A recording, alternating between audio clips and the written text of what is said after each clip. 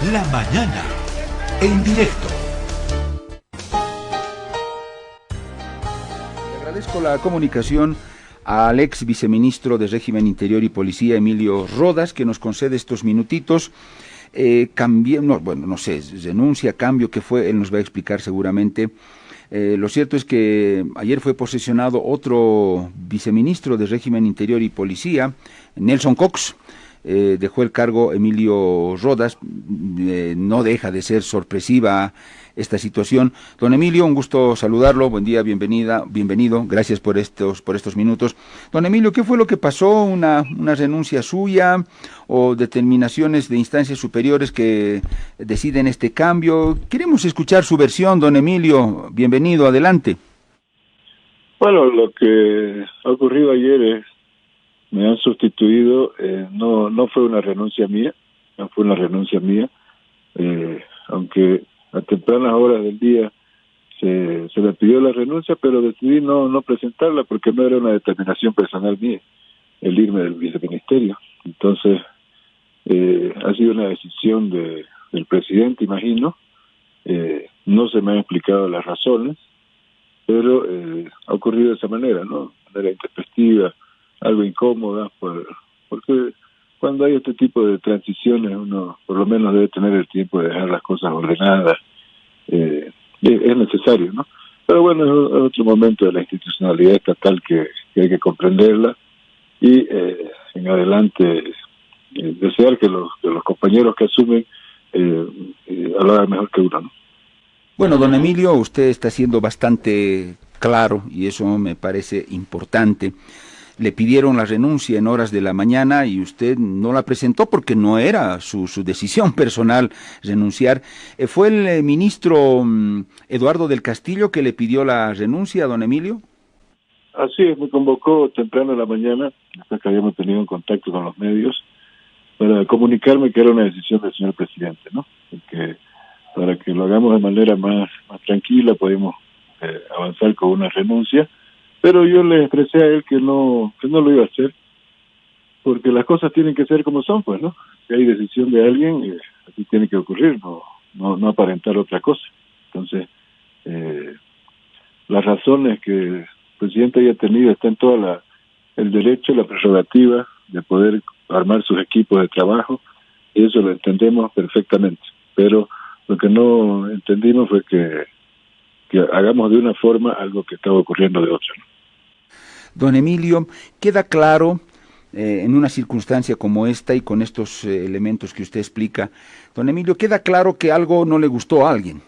No sé si algo de lo que hizo usted o que hubo una temática que ha generado descontento probablemente en el presidente, la toma de alguna decisión.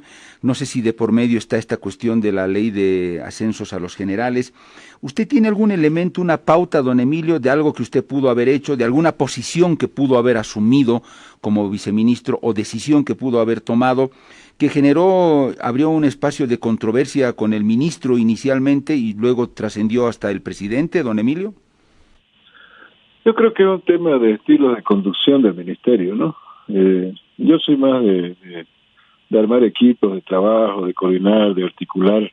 El ministro tiene otro estilo, son cuestiones de estilos, de dirección ejecutiva. Se maneja más individualmente, no coordina mucho con los viceministros, por lo menos con este viceministro. Durante los 7 meses hubo muy poca coordinación, una concentración excesiva de las tareas y de las decisiones. Creo que no, o sea, eso creo que puede ser un tema que ha incidido, porque ha dificultado el trabajo, ¿no? Pero no ha habido diferencias de fondo, ¿no? Hay algunas diferencias respecto del proceso, cómo debiera enfrentarse la reestructuración policial. Hay un grupo que piensa que esa reestructuración debe ser pausada, debe ser lenta, debe ser segmentada. Yo pienso que debe darse una reforma estructural de la policía en base a un debate amplio sobre la ley orgánica de la policía. Pero ni siquiera esos temas han sido discutidos nunca abiertamente, ¿no? Porque no han habido los espacios. Nosotros tenemos la Oficina de Control Interno dentro del Viceministerio, esta oficina de control interno ha estado haciendo operativos al interior de las unidades operativas policiales. Esto aparentemente ya desde la semana pasada generó muchas incomodidades en el sector policial, pero nunca tuvimos una discusión con el ministro sobre ello, ¿no? Nunca tuvimos una contraorden del ministro, ¿no? Pero generó muchas incomodidades al interior de la policía porque a algunos sectores de la policía no les interesa ningún tipo de fiscalización o control, ¿no? En sus operaciones. Don Emilio, evidentemente nosotros nos enteramos acá a Herbol porque nos llegó información en sentido de que sí, inspectores, si vale el término, del Ministerio de Gobierno habían comenzado a recorrer, a visitar unidades policiales. Esto, si la entendí bien, don Emilio, fue una actividad, una decisión que partió desde el ministerio o en todo caso desde el viceministerio que estaba a su cargo. ¿La iniciativa de dónde nació? No, corresponde a las atribuciones que tiene el viceministerio a través de su oficina de control interno dentro de la ley 101. Con la ley 101 nos faculta a nosotros a desarrollar controles aleatorios en unidades operativas policiales para identificar y verificar la calidad del servicio. Estos tipos de operativos hemos hecho desde enero de este año, 17 operativos. Entonces, pero como estaba en debate el tema de la ley, esto generó o dio pie a una incomodidad de algunos sectores de la policía que expresaron su protesta, ¿no? Pero no creo que haya sido el fondo, porque como le digo, no hubo en todo este tema, no hubo una llamada del ministro para decir paren los operativos o hagan otra cosa, no, en ningún momento, pero generó una corriente de descontento al interior de la policía que probablemente es malinterpretado. Don Emilio, yo percibo que, no sé si al interior del gobierno, de pronto hay dos corrientes, una que tal vez considera que no era tiempo como para proponer una ley de ascensos de generales de las características que tiene la actual ley, que tal vez había que esperar, y otro sector que cree que sí, que es oportuno una normativa, una figura jurídica o un instrumento jurídico como este. Don Emilio, ¿hay eso en lo personal? ¿Usted cree que la reforma o el encarar la temática de la policía debía haber comenzado por otro lado y no precisamente con una ley de ascenso de generales? Claro, porque hay una percepción de la comunidad, una percepción negativa de la comunidad hacia la policía, que se le ha estado intentando revertir en todos estos meses. Pero la sociedad, si usted hace una encuesta ahorita de qué es lo que le preocupa a la sociedad de la policía, a nadie le va a responder que le preocupa la vida de los generales. Nadie. Lo que le preocupa es la calidad del servicio, lo que le preocupa es la rotación policial, la especialización policial, le preocupa la actuación efectiva, la incorporación tecnológica, el manejo de la información policial en líneas abiertas para que la sociedad y la propia policía sean más eficientes. Entonces hay un montón de temas que hacen a esto, ¿no? Pero, como le digo, no es un tema que nos divida o nos confronte, es un tema que corresponde a diferentes visiones políticas, sino visiones técnicas de cómo debe darse la transformación policial. Entonces, se ha decidido políticamente que vaya por una ruta escalonada, yo diría, segmentada, para llegar tal vez al mismo fin, pero no considero que sea lo prioritario. Don Emilio, llegando ya al final, entonces esta idea de esta política de comenzar con una ley de ascensos de generales, bueno, entiendo que viene desde la cabeza del gobierno, supongo que es una iniciativa, no sé si del presidente Arce o del ministro, quien sabe, que fue sugerida al presidente. ¿Usted estuvo en alguna reunión en la que se discutió precisamente eso? ¿Quién formuló la idea? ¿Fue por consenso o fue un dictamen que vino y ya para que se proceda, don Emilio? Fue un proyecto que ha sido trabajado en el despacho del Ministerio de Gobierno, que pese a las atribuciones de este viceministerio de Régimen Interior y Policía, no fuimos convocados en ninguna ocasión a las comisiones de debate, participamos externamente. Tengo entendido que hubieron equipos y comisiones policiales que participaron en el proyecto, ¿no? Entonces, a ese nivel. Pero a pesar de que era una atribución nuestra el poder encarar las transformaciones policiales, porque nosotros tenemos una dirección de reforma y transparencia policial. donde se tienen que discutir todas las normas que atañen al funcionamiento policial. Sin embargo, este proyecto de ley no pasó por nosotros, aunque no lo consideramos descabellado, simplemente consideramos que es una parte de una transformación mucho más grande que debe darse, una transformación mucho más grande en la que la carrera policial debe ser el centro y no solamente la carrera de los generales. Bueno, don Emilio, esto queda claro, es un proyecto de ley que es una iniciativa que surge del ministro de Gobierno y debemos suponer que tiene el aval también del presidente, ¿no? Sin duda, porque todo proyecto de ley que proyecta un ministerio pasa al Ministerio de la Presidencia, ahí se discute en UDAPE, y de UDAPE pasa a CONAPE, y de CONAPE al Legislativo. Ese es el procedimiento para producir normas, pero ha sido parte de un debate interno, y ese debate interno, imagino que ha sido suficientemente abundante, pero el suscrito y mi viceministerio no han participado de él por una decisión del ministerio, ¿no? Don Emilio, ¿le merece algún criterio la posición que asumió Juan Ramón Quintana? Él fue muy duro, ¿no?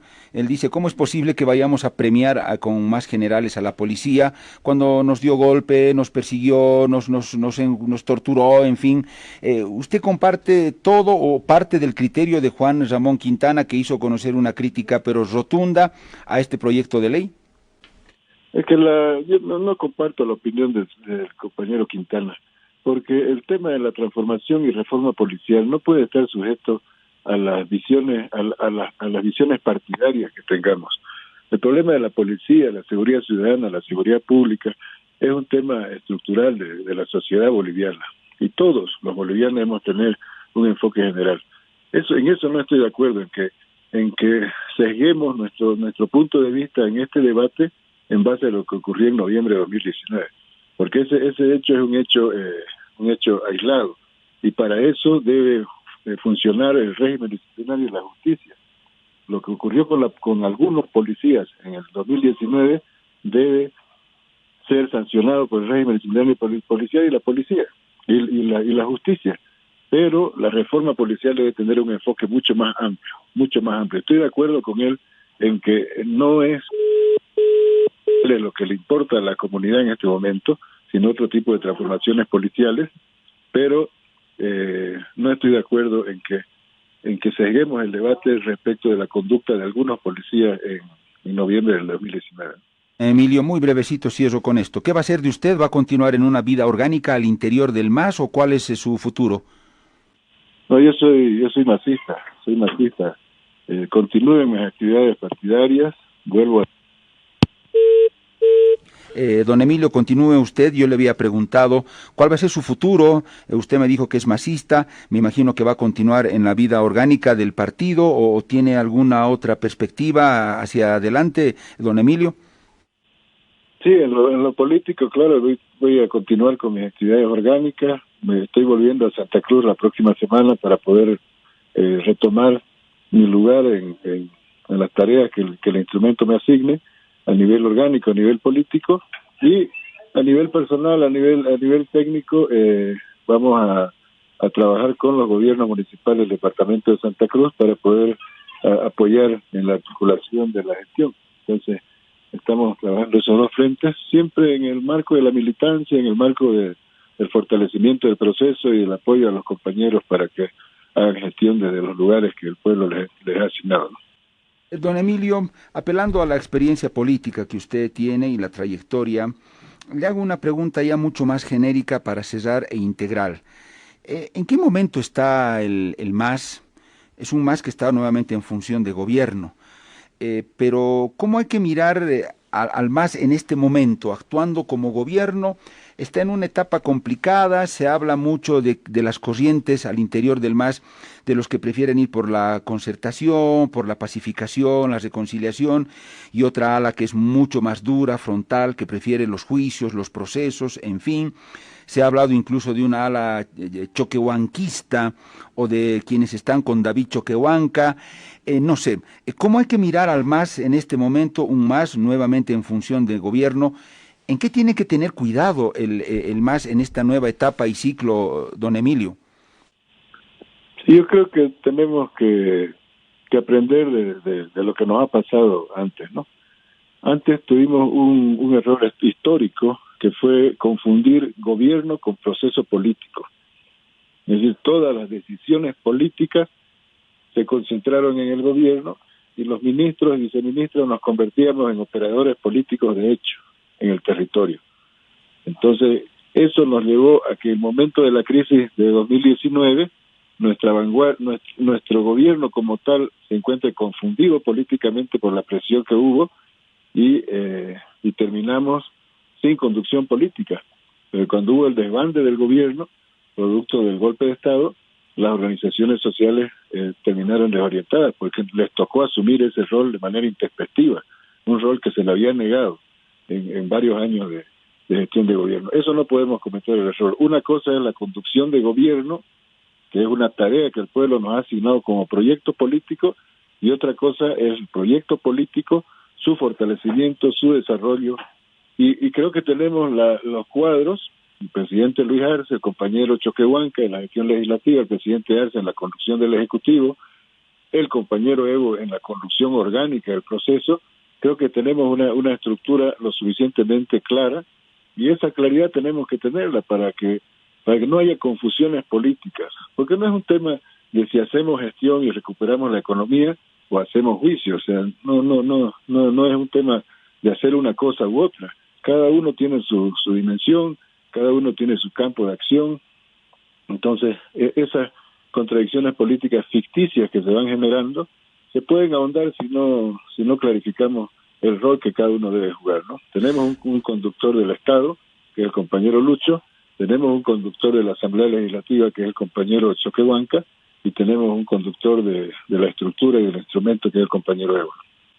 Don Emilio, en esta lectura que usted hace, ¿cómo ve el tema de lo que le decía, las corrientes que hay al interior del MAS?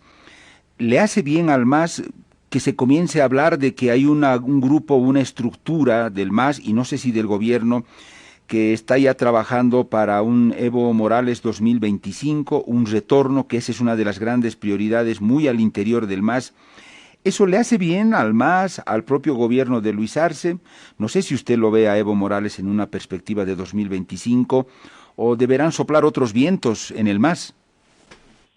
Yo creo que en este momento, o sea, no va a haber ni Evo Morales, ni Choquehuanca, ni Luis Arce si no hacemos un buen gobierno. Si no hacemos un buen gobierno, no resolvemos la crisis económica, no recuperamos el ritmo de crecimiento, no reducimos el desempleo, no aumentamos el circulante con decisiones políticas, económicas del Estado, no va a haber ni Evo, ni Choquehuanca, ni Luis Arce de candidatos. O sea, pueden estar de candidatos, pero nuestra perspectiva va a ser nula. Nuestra primera tarea es hacer un buen gobierno. Tenemos que hacer un buen gobierno donde la gente vea que estamos trabajando para todos, que somos inclusivos, que somos efectivos en la política económica, en el desarrollo. En eso tenemos que centrarnos. Pero a la vez también tenemos que centrarnos en que tenemos que recuperar, tenemos que articular toda esa potencia territorial y social que tenemos que articularla y canalizarla. Entonces, estar hablando de candidaturas, estamos a 7 meses de gobierno, a 7 meses. Parte de nuestra crisis política de 2019 se produjo porque comenzamos a hablar del referendo en 2016 a 2 años de haber ganado una elección de manera contundente. Entonces, ahora comenzar a pensar en candidaturas cuando no hemos aceitado todavía la maquinaria orgánica y electoral como lo es el MAS, no la hemos saneado totalmente. Entonces, creo que no es correcto. Lo que debemos centrarnos es en las dos tareas: fortalecernos orgánicamente, estructuralmente, territorialmente, y a la vez también garantizar que el presidente Lucho y su gabinete trabajen tranquilos, trabajen serenos, no enfrenten mucho conflicto a partir de las diferencias orgánicas. Entonces, esas creo que son las tareas, porque de lo contrario vamos a terminar perdidos en el tiempo y vamos a terminar dañando el proceso, ¿no? Esos grupos que están al interior tienen que, si es que los hay, tienen que entender que lo estratégico es el proceso histórico del pueblo boliviano, y en eso el proceso de cambio es el pilar central, ¿no? Emilio, ahora sí, para despedirnos, esto de los juicios, bueno, yo entiendo, comparto con usted que un gobierno nunca debe perder la brújula respecto de lo que es la gestión como tal de gobierno y poner a un lado lo partidario político. Pero esto de enjuiciar a varios representantes de la oposición, último se ha sabido que hay una demanda contra el gobernador de Tarija, se está ampliando la investigación contra Víctor Hugo Cárdenas, ayer fue aprendido el ex viceministro del Tesoro, bueno, en fin, ya son varios, uno pierde la cuenta. Esta lógica de los procesos y los juicios, ¿usted cree que le hace bien, aporta a la imagen del gobierno o genera más bien malestar en la opinión pública, la sensación de que le están dando con todo a los opositores y la justicia obedece y hace caso? Este escenario, ¿cómo lo lee don Emilio? Yo creo que el factor flaco está ahí a partir de la credibilidad de la justicia, ¿no? Porque los mismos jueces que ahora están mandando órdenes de aprehensión contra los exfuncionarios del gobierno de facto, también mandaron órdenes de aprehensión contra nosotros, ¿no? Y en ese tiempo nadie hablaba de que había un ataque contra la oposición. Pero hay que esclarecer pues los hechos, ¿no? Hay que esclarecer los hechos. Hubo un crédito del Fondo Monetario Internacional, hubo un procedimiento financiero que se aplicó. Entonces las personas que están involucradas en esto deben ser citadas, deben comparecer ante la justicia. Hemos tenido procesos por temas de gases lacrimógenos. Tenemos un proceso que se va a iniciar por el tema de los audios previos a la asunción de gobierno. Entonces hay un montón de hechos que deben ser esclarecidos porque debemos cerrar los ciclos históricos, cerrarlos con justicia. No podemos cerrar los ciclos históricos con un perdonazo generalizado y que cada uno hizo lo que le dio la gana, atropelló los derechos de otro, atropelló los intereses del Estado y se queda tranquilo porque no hay que molestar, ¿no? Creo que el pueblo tiene derecho a saber lo que ha pasado y la única forma de saberlo es a través de estos procesos judiciales que tienen que sustanciarse en la justicia.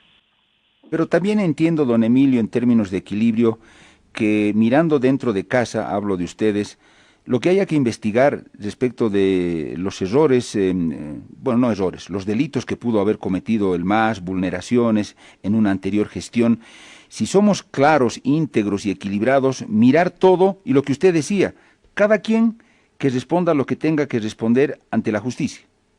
Totalmente de acuerdo con usted, totalmente de acuerdo. O sea, el hecho de que milites en una opción política no te puede exonerar de responsabilidad cuando esa opción política está en el gobierno y convertirte en un criminal cuando sos oposición. No, lo que debe esclarecer son los hechos y todos los hechos, no solo los de la oposición, todos los hechos que se hubieran cometido en cualquier circunstancia. Entonces yo estoy totalmente de acuerdo con usted, estoy absolutamente de acuerdo. Don Emilio, le agradezco mucho. Ojalá que más adelante tengamos la oportunidad de seguir haciendo lecturas políticas respecto del país, del gobierno y de todo lo que le interesa a nuestra sociedad. Ha sido un gusto y que sea hasta pronto. Muchas gracias, Pedro. Un gusto estar con usted en Herbol y espero que no se olvide de este ciudadano oriental y nos convoque de vez en cuando. Claro que sí, el que aporte con ideas, el que aporte de manera propositiva, don Emilio, siempre va a ser bienvenido acá en Herbol. Ha sido un gusto conversar con el ex viceministro de Régimen Interior y Policía, Emilio Rodas.